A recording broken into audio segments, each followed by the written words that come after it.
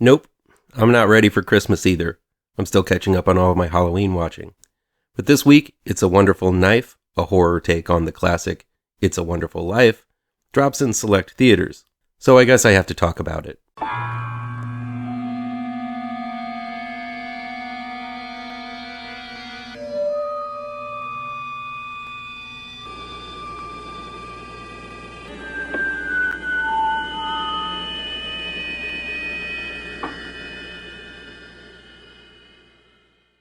Welcome back to ML Miller Frights.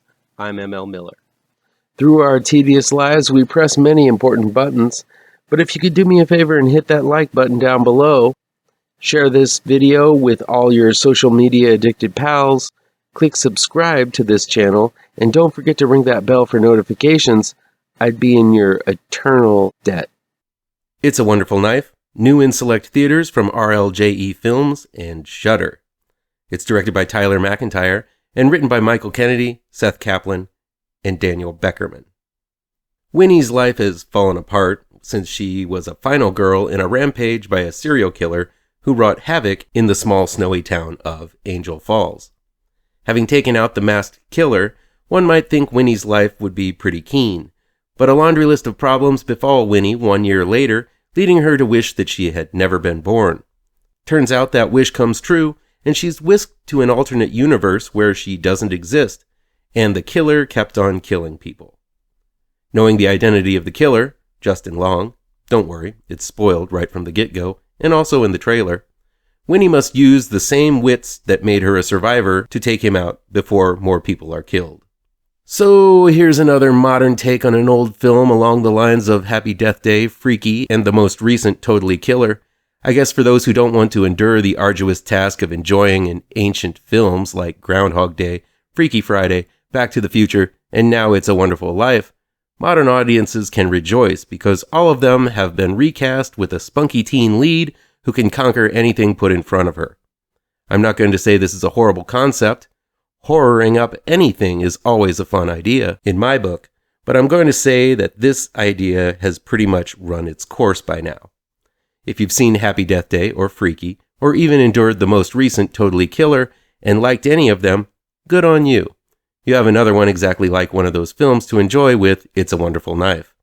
But for me, I could really do without another one of these for a long time. It's rumored that the next Scream movie is going to happen in Colorado or somewhere where it snows. Scream in the snow sounds fun. I suggest calling it Ice Scream, but that's just me.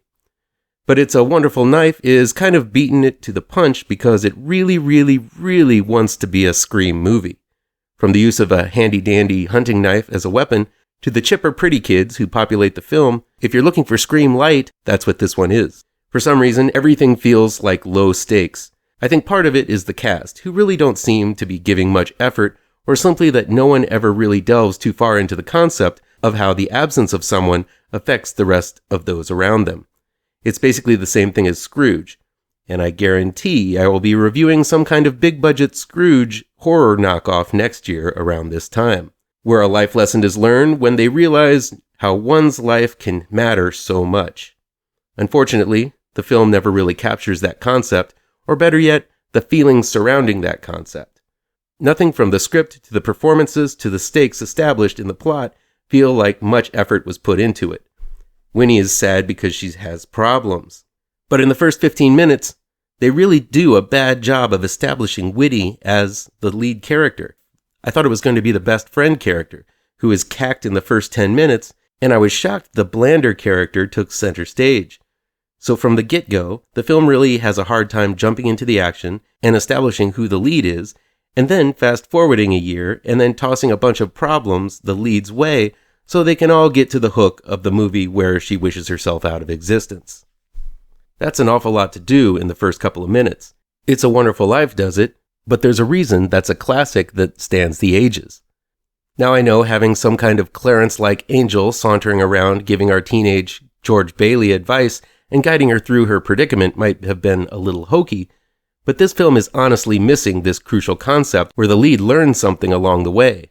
Why not have the ghost of her best friend who died in the first few minutes follow her around in this alternate world and helping her along the way, a la Griffin Dunne in An American Werewolf in London? I get riffing on the name and bare basic concept is something, but I think had the filmmakers leaned a bit more into the basic premise of It's a Wonderful Life, they might have been onto something. But no, this movie has other priorities. I know South Park's recent catchphrase, "put a chick in it and make her gay," has become quite the phenomenon, but man does that apply here. Winnie is miserable in her current life, and what seems to be the main problem in It's a Wonderful Life is that Winnie just hasn't given in to her lesbian urges towards one of her fellow classmates.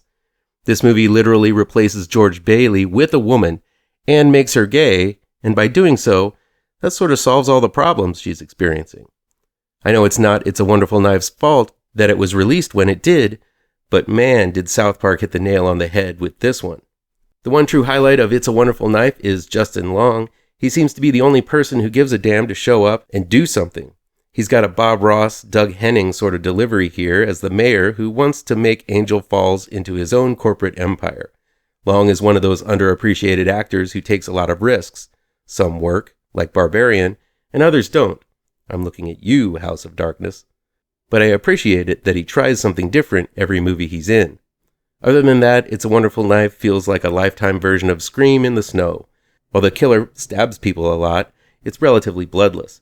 The film's script and actors, besides Long, seems to not really be altogether present. And the big mystery takes second seat to the lead's questioning her own sexuality. In the end, it wraps everything up in a bow without making a lick of sense. If you take a chance on It's a Wonderful Life, I'm going to bet you're going to be wishing you never saw it in the first place afterwards.